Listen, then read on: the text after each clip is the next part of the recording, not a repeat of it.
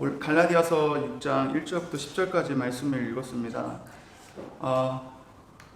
갈라디아서 처음에는 서두에는 이제 복음에 대해서, 다른 복음에 대해서 이야기를 하잖아요. 그러면서 우리가 그 다른 복음에 너희들이 어떻게 그렇게 될 수가 있냐, 행위로는 우리가 구원을 받을 수 없고 오직 하나님의 전적인 은혜, 예수를 믿음으로 말미암아 우리가 의롭게 되고 구원을 얻을 수 있다라는 이야기를 하면서 이제 어제 주말에 걸쳐서 이제 하는 이야기는, 그렇게 우리가 구원받은 자들은 하나님의 영으로서, 성령을 받은 자로서 성령을 따라 사는 삶을 산다. 그렇기 때문에 우리는 서로 사랑하는 공동체적인 삶을 살아갈 수밖에 없다.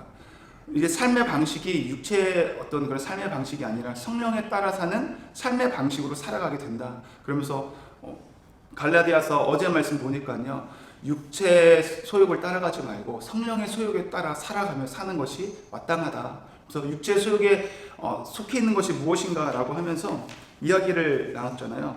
제가 다시 한번 보면 갈라디아서 5장 19절에 육체의 일은 분명하다 그러면서 음행과 더러운 것, 호색, 우상숭배 엄청 많죠. 주술, 원수 맺는 것, 분쟁과 시기, 분냄과 당짓는 것과 분열함과 이단과 투기와 술취함과 방탕함과 또 그와 같은 것들이라. 또 그와 같은 것들이 더 있다라는 것입니다.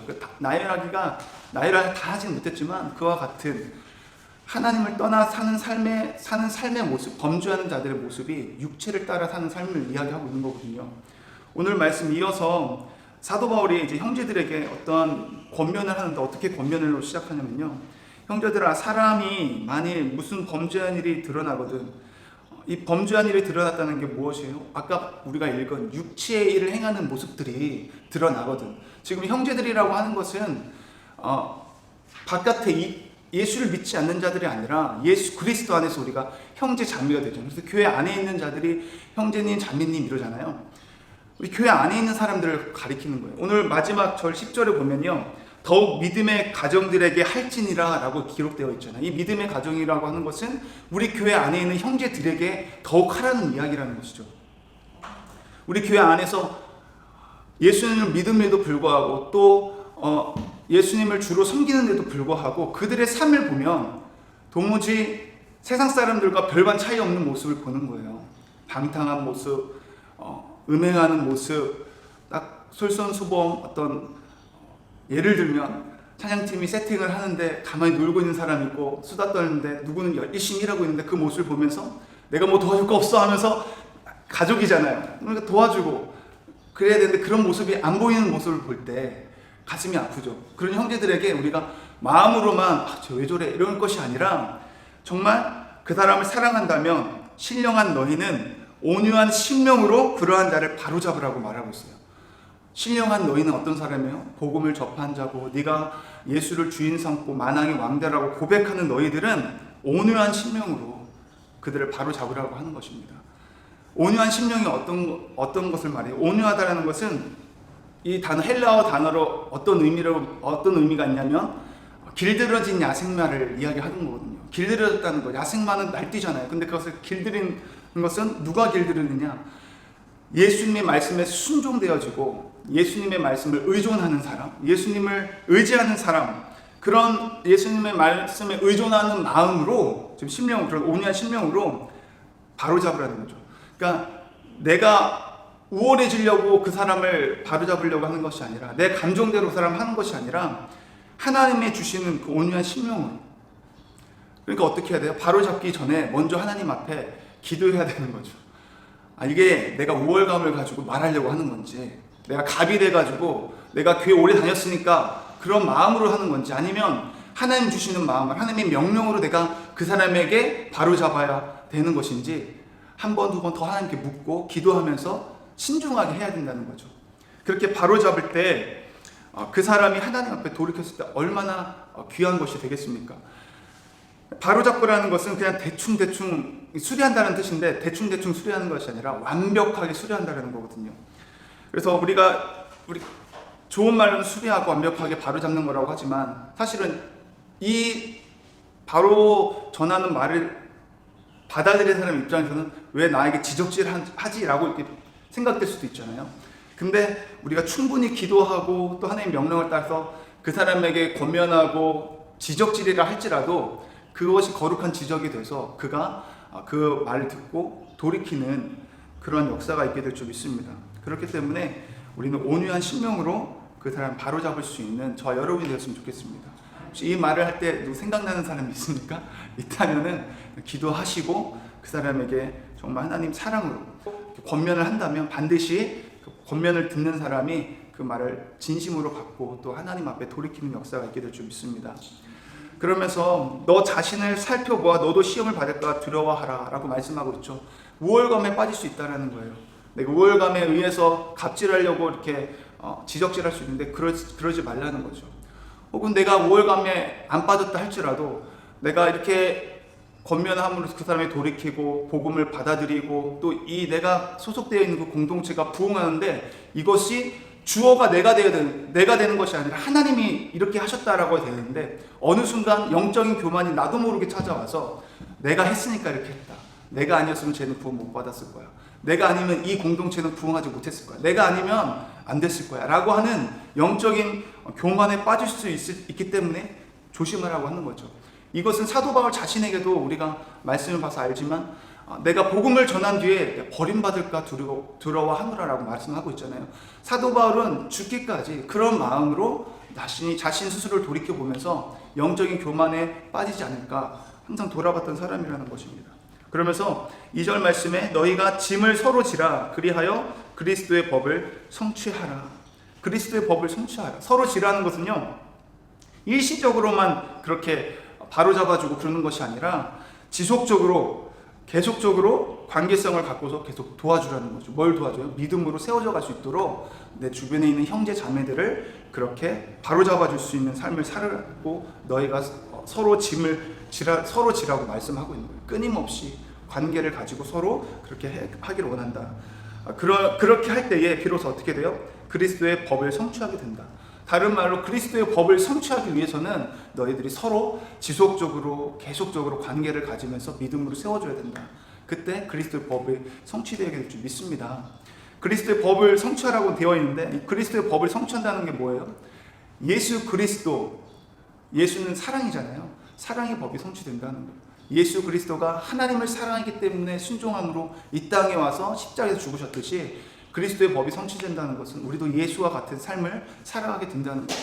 이제는 내가 없고 내 안에 예수 그리스도가 살아계셔서 내가 나타나고 드러나는 것이 아니라 예수가 드러나는 온전한 삶이 나타나게 될 줄 믿습니다. 3절 말씀 보니까요. 만일 누가 아무것도 되지 못하고 된 줄로 생각하면 스스로 속임이라. 각각 자기 일을 살피라. 그리하면 자랑할 것이 자기에게는 있어도 남에게는 있지 아니하리니 각각 자기의 짐을 질 것이라. 이 또한 무엇을 간단하게 말하면 먼저 스스로 본이 되라는 이야기입니다. 내가 그 사람을 서로 짐을 지라라고 이야기했잖아요. 도와주고 바로잡는 데 있어서 내가 먼저 자기의 짐을 먼저 지라는 거예요. 내가 먼저 본이 되는 모습이 돼야지 나는 하지도 않으면서 사랑하십시오 이렇게 말을 하면서 도와주십시오, 옆에 있는 사람 힘들 거 케어해 주십시오 하는데 그 사람은 정작 삶을 보니까 그러지 못한다면 오히려 시험에 빠지게 하는 거예요. 지는 나한테 이렇게 말을 하면서 나한테는 본인은 그렇게 살지 않으면서 하면 은혜가 하나도 안 되겠죠. 그러니까 각자 자기의 짐을 지라. 스스로 속이지 말라 말을 하고 있고요. 6절 말씀에 가르침을 받는 자는 말씀을 가르치는 자와 모든 좋은 것을 함께 하라. 말씀을 문맥상 오늘 보니까요. 가르침을 받는 자는 말씀을 가르치는 자. 이 말씀을 가르치는 자 온유한 심령으로 바로잡아 주려고 하는 사람. 그 사람에게 있어서 그 사람에게 좋은 것을 함께 하라는 것이죠. 그러면 내가 마음이 온유한 자, 그 온유한 심령으로 하나님의 말씀으로 이렇게 바로 잡아준 그 사람 바로 잡아줬다면 그 바로 잡은 사람은 어떻게 살아야 돼요? 그 바로 전해준 말씀을 따라서 살아갈 때에 비로소 말씀을 가르쳐준 자에게 좋은 것을 함께하는 것인 줄 믿습니다. 이해가 되십니까? 제가 그러니까 우리가 먼저 말씀을 일단 저희도 하나님의 말씀을 목사님으로도 받잖아요. 대안에도 받으면 그 말씀대로 우리가 살아갈 때에 말씀을 전했던 목사님이 얼마나 하나님 앞에서 또 기쁘고 감사하겠어요. 그렇게 하게 될 줄 믿습니다. 말씀 전하는 자가. 그래서 우리가 목사님의 설교를 통해서든 누군가가 나에게 말씀을 권면해 줬을 때 그 말씀을 받아들였을 때 이후에 우리의 삶이 그렇게 살아가는 모습이 되기를 축복합니다. 그게 가르쳐주는 자에게 우리가 해줄 수 있는 가장 선하고 좋은 일인 줄 믿습니다. 7절 말씀에 동일하게 또 스스로 계속 속이지 말라고 하죠. 하나님은 업신 여김을 받지 아니하나니 사람이 무엇으로 심든지 그대로 거두리라. 스스로 속이지 말라. 하나님은 업신 여김을 받지 않는다. 업신 여긴다는 게 뭐예요? 바보 취급 당하지 않는다는 것입니다. 하나님은 속지 않는다는 거예요. 우리는 흔히 많이 구원을 받았다고 착각한 사람이 있어요. 구원을 받았다. 나는 하나님의 사람이다 라고 말을 하지만 하나님 앞에 섰을 때 이럴 수 있다라는 거예요. 난 너가 도무지 누군지 모른다. 우리가 신약 성경에서 보면은 예수님께서도 그런 얘기하잖아요. 주여 주여 하는 자마다 다 천국에 들어갈 것이 아니요 하나님의 뜻대로 행한 자가 들어간다라고 하잖아요. 나는 하나님 말씀에 순종도 안 하면서 그냥 교회에 출석하는 것만으로 그냥 영적인 어떤 내 스스로의 잘못된 안정감 그런 가운데 살아가는 사람들이 이 말씀을 통해서 하나님을 업신여기는 자라는 걸 수 있다는 거예요. 하나님은 찬양을 드리는데 그 찬양이 자신은 아주 황홀경에 빠져서 찬양을 하고 내 스킬을 의해서 내가 아주 멋있게 예배를 드렸다고 생각하는데 하나님은 그 음악 소리가 듣기 싫다라고 말할 수 있다는 거예요. 이사야 말씀 이야기하듯이 내가 성전문을 닫았으면 좋겠다라고 할 정도인데 사람들은 내 이 예배가 하나님이 받았을 거라고 생각을 하고 착각을 할 수 있다는 거죠. 하나님은 업신여기지 말라, 스스로 속이지 말라라고 말씀하고 있습니다. 스스로 속이는 자는 다른 것이 아니라 내가 믿는다고 하면서 믿음대로 그렇게 살아가지 못하는 삶, 성령의 소욕대로 살지 않고 육체의 일을 행하면서 여전히 나는 하나님을 믿고 난 구원받았어 라고 하는 착각 속에 살아가는 사람들에게 말하고 있는 일갈이죠. 9절 말씀 보니까 우리가 선을 행하되 낙심하지 말지니 포기하지 아니하면 때가 이르매 거두리라. 우리가 선을 행한다는 것은 다른 게 아니라 착한 일 이런 것이 아니라 가장 선한 것은 복음을 전하는 거죠. 예수 그리스도를 전하는 그 일에 있어서 낙심하지 말라. 왜 낙심하게 하지 말라고 위로하는 거예요? 이렇게 전해도 받아들이지 않는 자가 반드시 있다라는 것입니다. 나는 하나님 주시는 마음으로 그리고 기도해서 또 권면하고 이야기했지만 받아들이지 않을 수 있다라는 거예요. 그리고 받아들였다 할지라도 그 사람이 또 그렇게 살지 못하는 것으로 인해서 내가 낙심될 수도 있다라는 거예요. 또 이 낙심된다는 표현이 내가 말씀을 전할 때 세상 사람에게 복음을 전할 때도 마찬가지로 핍박이 있잖아요. 예수를 안 믿는다. 심지어는 조셉 부스라고 제가 좋아하는 찬양도 잘하고 복음 전하는 친구가 있는데 유튜브 보면은 말씀을 하나님 예수님 당신을 사랑합니다 했더니 따귀를 때리더라고요. 꺼지라고. 그런 수모를 받는데도 자기는 괜찮다는 거예요. 하나님은 아시고 그런 상황에서도 그 영혼을 사랑한다고 이야기해 주더라고요. 핍박받는 건 당연하다는 거예요. 우리가 예수를 믿는데 한 주간에 핍박을 한 번도 안 받았다? 그거 어떻게 보면 잘못된 거라는 것입니다. 복음을 안 전했다는 것이고 말씀대로 살지 않았다는 거예요. 반드시 핍박을 받아야 될 줄 믿습니다. 오늘 핍박 받으시길 축복합니다. 길가에 가는 사람에게 가서 외국인이라도 Jesus love you 한번 이야기해 주실 수 있으면 저와 여러분이 되기를 바랍니다. 낙심하지 마십시오. 정말 중요한 것은 그 땅에 이 땅에 선지자가 있음을 알리는 것, 그것인 줄 믿습니다. 듣든지 아니 듣든지 우리가 지금 이 호주 땅, 이 골고 땅에 말씀을 전하는 자가 있다. 이 땅에 선지자가 있다. 하나님의 사람 내가 이 자리에 있다라고 하는 것, 그 사람들이 알게 해주는 것이 전부이기를 바랍니다. 우리가 선을 행하되 낙심하지 말지니 포기하지 아니하면 때가 이르매 반드시 거두리라. 우리가 이것을 심어야 돼요. 복음을 심을 때에 포기하지 않고 낙심하지 않고 심을 때에 하나님께서 반드시 그에 따르는 복을 허락하여 주실 줄 믿습니다. 그러므로 결론이죠. 10절에 그러므로 우리는 기회가 있는 대로, 기회가 있는 동안, 그러니까 기회는 우리가 사는 동안이에요. 우리가 기회가 있을 때 심어야 되는데 그 복음을 심고 선한 일을 행할 수 있는 저와 여러분이 되기를 바랍니다.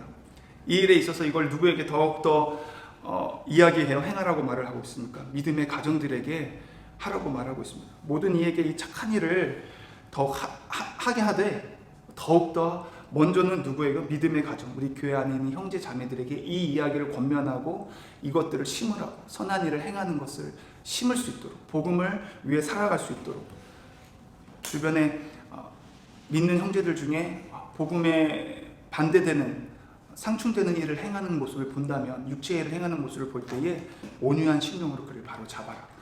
저와 여러분이 그렇게 신령한 자로서, 하나님의 복을 받은 자로서, 예수 그리스도 안에 있는 완벽한 크리스찬들이라면 그런 온유한 심령으로 주변에 있는 형제들을 바로 잡아주고, 또 우리가 좋은 것을 심기를 원합니다. 선한 것을 심기를 원합니다. 성령의 일을 심기를 원해요. 선한 일을 심을 때 낙심하지 말고 포기하지 아니한다면 반드시 하나님 때가 됐을 때 하나님이 그것을 갚아주실 줄 믿습니다. 저 여러분 그렇게 살아갈 수 있는 저 여러분이 되기를 축복합니다. 기도하시겠습니다. 하나님 감사합니다. 오늘도 저희들에게 생명의 말씀을 허락하여 주심을 감사합니다.